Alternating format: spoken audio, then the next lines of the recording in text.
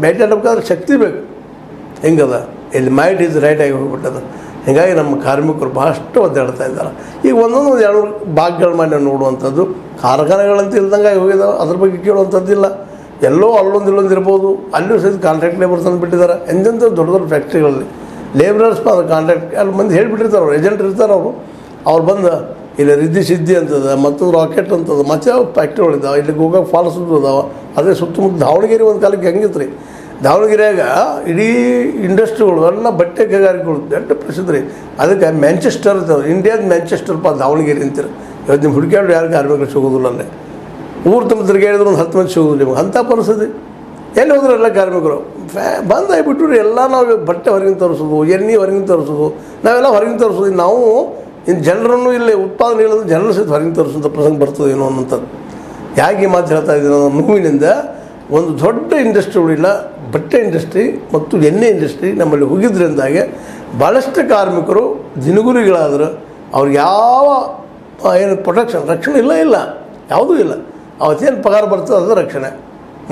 ಮರುದಿವ್ಸ ನಾಳೆ ತೊಗೋಬೋದು, ಬೇಡ ಬಿಡ್ಬೋದು. ಮ್ಯಾಕ್ಸಿಮಮ್ ತೊಗೊಳ್ಳೋದಿಲ್ಲ. ಅದು ವಿನಯವಾಗಿ ಹೇಳಿದ ಕೇಳಿ ಏಜೆಂಟಿಗೆ ಕೊಡಬೇಕು. ಇವ್ರ ಪಗಾರದಾಗ ಈಗ ಒಬ್ಬಂದು 500-1000 ರೂಪಾಯಿ ಕೊಟ್ರಂತ ಇಟ್ಕೋರಿ. ಅದ್ರಾಗ 500 ರೂಪಾಯಿ ಮೊದಲು ನಿಮಗೂ ಹೋಗ್ತದೆ ಏಜೆಂಟಿಗೆ, ನಡಿಕೆನ ಕಾಂಟ್ರಾಕ್ಟರ್ಗೆ. ಅದ್ರಾಗ 500 ಮತ್ತೊಂದು 100-200 ಹೊಡೆದ 300-400 ಕೊಟ್ಟು ಕರ್ಕೊಂಡು ದುಡಿಸ್ಕೊಂಡು ಸಾಯಂಕಾಲ ದುಡಿಸ್ಕೊಂಡು ಸಾಯಂಕಾಲ 10-12 ದುಡಿಸ್ಕೊಂಡು ಕಳಿಸ್ತಿರ್ತಾರೆ. ಇದು ಇವತ್ತಿನ ಈ ಫ್ಯಾಕ್ಟ್ರಿಗಳಿಂದ ಆದಂಥ ಫ್ಯಾಕ್ಟ್ರಿಗಳು ಬಂದಾಗಿದ್ದರಿಂದಾಗೆ ಅದರಲ್ಲೂ ಏನಪ್ಪ ಅಂದ್ರೆ ಸಾರ್ವಜನಿಕ ಉದ್ಯಮಿಗಳು ಇವು ಬಂದಾಗಿದ್ದಕ್ಕಾಗಿ ಅದನ್ನು ಪ್ರೈವೇಟ್ದವ್ರ ಕೈ ಕೊಟ್ಟಿದ್ದಕ್ಕಾಗಿ ಈ ಎಲ್ಲ ಕಾರ್ಮಿಕರು ಇವತ್ತು ಬೀದಿಗೆ ಬಂದು ಬಿದ್ದಿದ್ದಾರೆ, ಬೀದಿ ಬೇಕಾರಿಗಳಾಗಿದ್ದಾರೆ. ಇನ್ನು ಉಳಿದವ್ರು ಯಾರಪ್ಪ ಇಲ್ಲಿ ದೊಡ್ಡ ಇಂಡಸ್ಟ್ರಿ ಅಂದ್ಬಿಟ್ರೆ ಯಾವುದಂದ್ರೆ ಕೃಷಿ ಒಳಗೆ ಕೃಷಿ ಕೂಲಿ ಮಾಡೋರು ಇದ್ದಾರೆ. ಅವ್ರದ್ದು ಬದುಕು ಇನ್ಡೆಫಿನೆಟ್ ಅನ್ನರೇ. ಆದ್ರೆ ಪಗಾರ ಬೀಳ್ತಿದೆ ಅವತ್ತು ಹೊಂದಿದ್ದಕ್ಕಾಗಿ. ಅಲ್ಲಿ ಕೃಷಿ ಕಾರ್ಮಿಕರು ಹೆಚ್ಚು ಸಿಗಲಾರದಕ್ಕಾಗಿ ಕೆಲವೊಮ್ಮೆ ಲಾಭವೂ ಆಗ್ತದೆ ಕೃಷಿ ಕೂಲಿಗೆ. ಆದ್ರೆ ಅವರು ಸಹ ದಿನದ 8-9 ತಾಸು ದುಡಿಬೇಕು ಅನ್ನುವಂಥದ್ದು. ಮತ್ತು ಅವರಲ್ಲೂ ಸ್ವಲ್ಪ ಇವತ್ತು ಬುದ್ಧಿವಂತರಾಗಿದ್ದಾರೆ ಕೂಲಿಕಾರನು. ಬೆಳಗಿನಿಂದ ಮಧ್ಯಾಹ್ನ ಒಂದು ಕೂಲಿ, ಮಧ್ಯಾಹ್ನದ ಮತ್ತೊಂದು ಕೂಲಿ ಅಂತ ಕೇಳ್ತಾ ಇರ್ತಾರೆ. ಮತ್ತು ಅಲ್ಲಿ ಅವಶ್ಯ ಅದಾರ. ಯಾಕಂದ್ರೆ ರೈತಾಪಿ ಜನರಲ್ಲೇ ಕೂಲಿಗಳು ಸಿಗೋದು ಭಾಳ ಕಷ್ಟ ಆಗಿದೆ. ಅಂದ್ರೆ ಭೂಮಿ ಭಾಳ ಅದ, ಸಾಕಷ್ಟದ ಭೂಮಿ. ಹೀಗಾಗಿ ಕೂಲಿಕಾರ ಸಿಗೋದು ಕಷ್ಟ ಅದ. ಆದರೂ ಅವ್ರು ಇದ್ದಂಥವ್ರನ್ನ ಪರ್ಮನೆಂಟ್ ಇಲ್ಲ. ಅಲ್ಲಿ ಕೆಲಸದ ಕರಿತಾರೆ, ದಿನಂತಿ ಇಲ್ಲ. ವರ್ಷದ 365 ದಿನಗಳಲ್ಲೇ ಎಂದೋ ಒಂದು 4 ದಿನ ರಾಶಿ ಬಂದಾಗೋ, ಬೀಜ ಹಾಕೋ ಮುಂದೋ, ಅಥವಾ ಕಸ ತೆಗಿ ಮುಂದೋ ಇಂಥ ಸಂದರ್ಭದಲ್ಲಿ ಕರ್ಕೊಂಡು ಹೋಗ್ತಾರೆ. ಆಗೇನು ಅವತ್ತು ಏನು 300 ಕೊಡ್ತಾರೋ, 400 ಕೊಡ್ತಾರೋ, ಬರೀ 200 ಕೊಡ್ತಾರೋ, ಎಲ್ಲೆಲ್ಲಿ ಏನು ಡೆಫಿನೆಟೇ ಇಲ್ಲ. ಎಲ್ಲಿ ಹೋಗ್ತಿರೋರು ಏನು ಈಗ ಮನೆಯಾಗ ಏನು ಬಂದದಲ್ಲ, ಅದರಿಂದ ಒಂದು ಸ್ವಲ್ಪ ಪೇಮೆಂಟ್ ಹೆಚ್ಚಾಗಿದ್ದಾವೆ ಅಂತ ಒಂದಿಷ್ಟು ನಂಬೋಣ. ಯಾಕಂದರೆ ಎಲ್ಲರಿಗೂ ಮನೆಯಾಗ ಏನು ಉದ್ಯೋಗ ಸಿಕ್ಕಪ್ಪ ಅಂತಂದ್ರೆ ಎಷ್ಟೋ ಬೇಡ ಗೌರ್ಮೆಂಟ್ ಪೇ ಮಾಡೋದು 200, 200, 300 ತನಕ ಪೇಮೆಂಟ್ ಮಾಡ್ತಾರೆ. ಬಟ್ 300 ತನಕ ಪೇಮೆಂಟ್ ಮಾಡ್ತಾರೆ ಕೆಲವೊಂದು ರಾಜ್ಯಗಳು. ಒಂದಂತಿಲ್ಲ, ಆಲ್ ಓವರ್ ಇಂಡಿಯಾದೊಳಗೆ ಒಂದು ರಾಜ್ಯದಾಗ 200 ಮಾಡಿದರೆ ಮತ್ತೊಬ್ಬ 300 ಮಾಡ್ತಾನೆ, ಮತ್ತೊಬ್ಬ 400 ಮಾಡ್ತಾನೆ. 400 ಅಂತ ಇಲ್ಲ. ಈಗ ಮೊನ್ನೆ ಅಂದಿದ್ದಾರೆ ರಾಹುಲ್ ಗಾಂಧಿ, ನಾವು ಅಧಿಕಾರಕ್ಕೆ ಬಂದರೆ ಡಬಲ್ ಮಾಡ್ತೀವಿ ಅಂದ್ರೆ 200 ಡಬಲ್ ಮಾಡ್ತೀವಿ 400 ಅನ್ನೋ ಮಾತಾಡಿದ್ದಾರೆ. ಅವ್ರು ಬರಬೇಕು, ಮಾಡಬೇಕು. ಅದು ಯಾವಾಗೂ ಗೊತ್ತಿಲ್ಲ. ಮತ್ತು ಮೋದಿಯವ್ರು ಬಂದ್ರಂತೆ ಮತ್ತೆ ಇದಕ್ಕೆ ಕಂಟಿನ್ಯೂಷನ್ ಇರ್ತದನೋ, ಅವ್ರು ಇರ್ಬಟ್ಟು ಹೆಚ್ಚು ಮಾಡ್ತಾರೋ ಗೊತ್ತಿಲ್ಲ. ಆದ್ರೆ ಈ ಒಂದು ಕಾರ್ಮಿಕರು ಏನಾದ್ರಪ್ಪ ಅಂತಂದ್ರೆ ಕೃಷಿ ಕಾರ್ಮಿಕರು ಅವರು ಒಂದಿಟ್ಟು ಹಳ್ಳಿಯಾಗ ರೈತರಿಗಿದ್ರು ಪಾಡಿದ್ದಾರೆ. ಯಾಕೆ ಪಾಡಿದ್ದಾರಪ್ಪ ಅಂತಂದ್ರೆ ಸಂಚನ ಕೆಲಸ ಹೋಗ್ತಾರೆ. ಎಷ್ಟೋ ಬರಲಿ 300-400 ರೂಪಾಯಿ. ಅದು ಮತ್ತೆ ಬರೋ ಮುಂದೆ ತಮ್ಮ ಆಡುಗಳನ್ನ ದನಗಳನ್ನ ಮೇಯಿಸ್ಕೊಂಡು ಬರೋದ್ರ ಮೇವು ತೊಗೊಂಡು ಬಂದ ಮತ್ತೆ ಮಾಡಿ ಬದುಕು ಸಾಗಿಸ್ತಾರೆ. ಒಂದು ಬಡತನ ಬದುಕು ಸಾಗಿಸ್ತಾರೆ.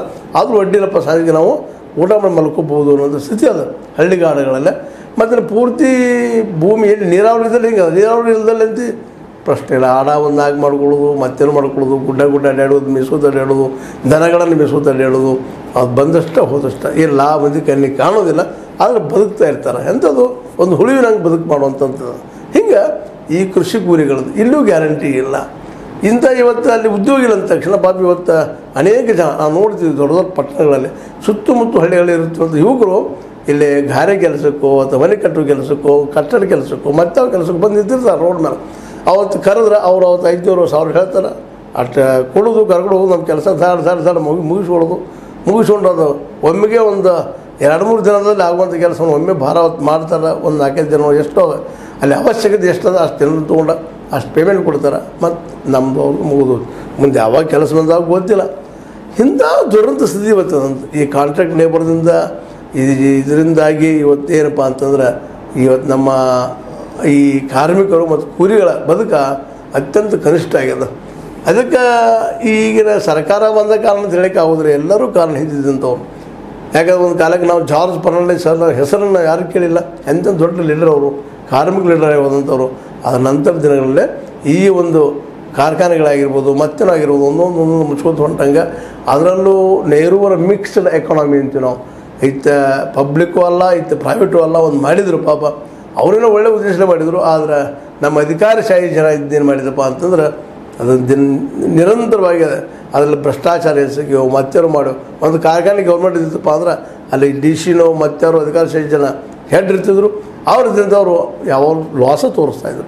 ಹಿಂದಿನ ಇತಿಹಾಸ ನೋಡ್ರಿ ನಾವು. ಇವತ್ತು ನಮ್ಮ ಯಾವ ವಿಶೇಷವಾಗಿ KSRTC ಇರ್ಬೋದು ಮತ್ತಾವುದು ಇರಲಿ, ಈಗ ನಮ್ಮ ಕಣ್ಣಿಗೆ ಒಂದು KSRTC ಅದರಲ್ಲಿ ಕಾರ್ಮಿಕರು ಇರ್ತಾಯಿದ್ರು. ಮತ್ತು ಈ ಮೊದಲ ಆ KSRTC ಒಂದು ಸಂಸ್ಥೆ, ಈ 4ರಲ್ಲಿ ಇವತ್ತು 4-5 ಮಾಡಿದ್ದೀವಿ, ಅಲ್ಲಿ ಒಂದು ಸಂಸ್ಥೆ ಲಾಭ ತೋರಿಸಿದ್ದಿಲ್ಲ ಅಲ್ಲಿ ಯಾವಾಗಲೂ. ಯಾವ ಲಾಸ್ ಹಾಗೆ KEB ಇದ್ರು ಸಹಿತ ಕಲೆಕ್ಟ್ ಇದು ನಮ್ಮ ಕರ್ನಾಟಕ ಎಲೆಕ್ಟ್ರಿಕ್ ಬೋರ್ಡ್ ಅದು ಲಾಭ ತೋರಿಸಿ ಅಲ್ಲ ಯಾವ ಲಾಸ, ಮಾತ್ರ ಪ್ರತಿ ವರ್ಷ ಹೆಚ್ಚು ಮಾಡ್ಕೊಂಡು ಹೋಗೋದನ್ನ ಅದನ್ನು ರೇಟ್ಗಳನ್ನು. ಈಗ ಇದೆಲ್ಲ ಯಾಕೆ ಹೇಳ್ತಾ ಇದ್ದೀನಪ್ಪ ಅಂದ್ರೆ ನಾವು ಏನಿಲ್ಲಿ ಕೂಲಿಗಳಿದ್ದೀವಿ ಅದು ನಾವು ಕೂಲಿಗಳು ಏನು ಆಗಿದ್ದೀವಿ, ಇವ್ರ ಬದುಕಿಗೆ ಯಾವುದೇ ಸೆಕ್ಯೂರಿಟೆಡ್ ಲೈಫ್ ಇಲ್ಲ. ಎದ್ದ ತಕ್ಷಣ ಕೆಲಸ ಹುಡುಕೋದು, ಎಲ್ಲಿ ಕರಿತಾರ ಹೋಗೋದು, ಕೆಲಸ ಕೊಟ್ಟಷ್ಟು ಮಾಡೋದು, ಅವ್ರು ಕೊಟ್ಟಷ್ಟು ತೊಗೊಂಡು ಬರೋದು, ಬದುಕು ಮಾಡೋದು. ಇದು ಇವತ್ತಿಲ್ಲಿ ನಡೆದದ. ಹಿಂಗಾಗಿ ಇವತ್ತು ನೋಡ್ರಿ, ಉತ್ತರ ಪ್ರದೇಶದಲ್ಲಿರಲಿ, ಅದ್ರ ಜೊತೆಗೆ ನಮ್ಮ ಬಿಹಾರದಲ್ಲಿರಲಿ, ಮಹಾರಾಷ್ಟ್ರದಲ್ಲಿರಲಿ, ಇವತ್ತು ಇಂಥ ಒಂದು ಕೂಲಿಕಾರರ ಸಂಖ್ಯೆ ಭಾಳಷ್ಟು ಹೆಚ್ಚಾಗೋಗ್ಬಿಟ್ಟದು. ಇದಕ್ಕೆ ಈಗೆಲ್ಲ ಇವತ್ತೇನಪ್ಪ ಉದ್ಯೋಗ ಇಲ್ಲದಕ್ಕಾಗಿ ಜನನೂ ನಿರುದ್ಯೋಗಿಗಳಾಗಿದ್ದಾರೆ. ಈಗೆಲ್ಲ ಜನ ಇವತ್ತು ಬದಲಾವಣೆ ಬಯಸ್ತಾಯಿದ್ದಾರೆ, ಎಲ್ಲರೂ ಉದ್ಯೋಗ ಬಯಸ್ತಾಯಿದ್ದಾರೆ. ಅದೇನೋ ನಮ್ಮ ರಾಹುಲ್ ಗಾಂಧಿ ಅವರು 25 ಗ್ಯಾರಂಟಿ ಆ ಗ್ಯಾರಂಟಿ ಈ ಗ್ಯಾರಂಟಿ ಅಂತ ಹೇಳ್ತಾ ಇದ್ದಾರೆ. ಅವು ಎಷ್ಟು ಮಟ್ಟಿಗೆ ಯಶಸ್ವಿ ಆಗ್ಬೋದು ಅನ್ನೋದು ಸತ್ಯ ಇವತ್ತು BJPಗೆ ಪ್ರಶ್ನೆ ಮಾಡ್ತಾಯಿದ್ದಾರೆ. ಅದು ಅಷ್ಟು ಸತ್ಯದ. ಯಾಕಂದರೆ ಎಲ್ಲರಿಗೂ ಫ್ರೀ ಎಷ್ಟು ವರ್ಷ ಕೊಡಲಿಕ್ಕೆ ಸಾಧ್ಯದ, ಏನು ಮಾಡಲಿಕ್ಕೆ ಸಾಧ್ಯದ ಅಂದಾಗ ಸಹಜವಾಗಿನ ನಮ್ಮಲ್ಲಿರುತ್ತಿರುವಂಥ ಒಂದು ದೊಡ್ಡ ಕ್ಷೇತ್ರ ಯಾವುದಪ್ಪ ಅಂದ್ರೆ ಕೃಷಿ. ಅಲ್ಲಿ ಎಷ್ಟೋ ಉದ್ಯೋಗ ಸೃಷ್ಟಿಯಾಗಲಿಕ್ಕೆ ಸಾಧ್ಯದವ, ಉಳಿದಿಲ್ಲ ಕ್ಷೇತ್ರಗಳು ಸಾಧ್ಯ ಇಲ್ಲ. ಅದನ್ನು ಬಿಟ್ಟು ಇನ್ನೊಂದು ನಮ್ಮಲ್ಲಿ ಉದ್ಯೋಗ ಸೃಷ್ಟಿಯಾಗುವಂಥದ್ದು ಬಟ್ಟೆ ಕೈಗಾರಿಕೆ ಮತ್ತು ಎಣ್ಣೆ ಕೈಗಾರಿಕೆ. ಇವೆರಡನ್ನೂ ನಾವು ಏನು ಮಾಡ್ತೀವಪ್ಪ ಅಂದರೆ ಇವತ್ತು ಇಂಪೋರ್ಟ್ ಮಾಡ್ಕೊಳ್ತೀವಿ ಹೊರಗಿನಿಂದ. ಬಟ್ಟೆ ಕೈಗಾರಿಕೆ ಹತ್ತಿ ಬೆಳಿಬೇಕಾಗಿತ್ತು, ಸಾಕಷ್ಟು ಹತ್ತಿ ಬೆಳೆದ ಬಟ್ಟೆ ತಯಾರಿಕೆ ಮಾಡುವಂಥ ಒಂದು ಇಂಡಸ್ಟ್ರಿನ ಬೆಳೆಸಿದ್ರೆ ಅನೇಕರು ಉದ್ಯೋಗ ಸಿಗ್ಬೋದು. ಅದು ಮಾಡೋರು ಯಾರು ಅದನ್ನು, ಮತ್ತು ಫ್ಯಾಕ್ಟ್ರಿಯನ್ನು ಹಾಕೋರು ಯಾರು? ಮತ್ತು ಅದಕ್ಕೆ ಹೆಚ್ಚಿಗೆಪ್ಪ ಅಂದರೆ ಇವರು ಒಕ್ಕಟ್ಟಾದ್ರೆ ಅಂದ್ರೆ ಭಾಳಷ್ಟು ಪೇಮೆಂಟ್ ಕೇಳ್ತಾರೆ ಕಾರ್ಮಿಕರು ಅಂತೇಳಿ. ಮತ್ತು ಹಿಂದೆ ಬೇಡಿಕೆ ಸಾಕಷ್ಟು ಸ್ಟ್ರೈಕ್ ಮಾಡಿದ್ದು ನಾವು ನೋಡಿದ್ದೀವಿ. ಹೀಗಾಗಿ ಕೆಲವೊಂದಿಷ್ಟು ನಮ್ಮ ಕಾರ್ಮಿಕರಂದ್ರೆ ಒಂದಿಷ್ಟು ತಪ್ಪುಗಳಾಗಿದ್ದಾವೆ, ಇಲ್ಲಂತಲ್ಲ. ಯಾಕಂತಂದ್ರೆ ಅವ್ರ ಲಾಭ ಹಾನಿ